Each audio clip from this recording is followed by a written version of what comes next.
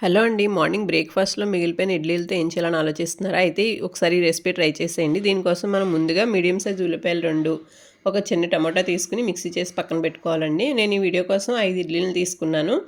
వీటిని బాగా చల్లార్చి తీసుకోవాలండి. ఇప్పుడు వీటిని చిన్న చిన్న ముక్కలుగా కట్ చేసుకొని మనం ఆయిల్‌లో డీప్ ఫ్రై చేసుకోవాలి. మొత్తం అన్నింటినీ డీప్ ఫ్రై చేసేసుకొని నేను పక్కన పెట్టేసుకుంటున్నానండి. ఇప్పుడు మనకి ఈ ఆయిల్‌లో కర్రీకి కావాల్సిన ఆయిల్ మాత్రమే తీసుకుని మిగతా ఆయిల్ పక్కన పెట్టేసుకోవాలండి. ఇప్పుడు నేను ఈ ఆయిల్‌లో హాఫ్ టీ స్పూన్ జీలకర్ర, కొంచెం కరివేపాకు, 3 పచ్చిమిర్చి తీసుకుంటున్నానండి.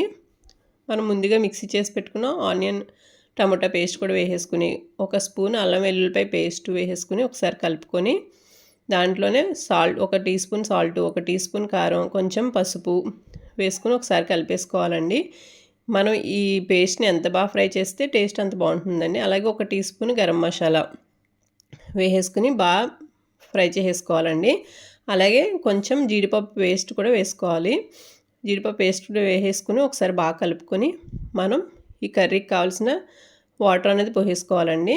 వాటర్ పోసుకుని ఒక 5 మినిట్స్ లో ఫ్లేమ్లో ఉడికించి మనం ముందుగా ఫ్రై చేసి పెట్టుకున్న ఇడ్లీ ముక్కల్ని వేసిన వెంటనే పొయ్యి ఆఫ్ చేసేసుకోవాలండి. ఆఫ్ చేసేసుకుని ఒక 5 మినిట్స్ మూత పెట్టుకుని ఉంచుకోవాలండి. తర్వాత చూసుకోవాలి.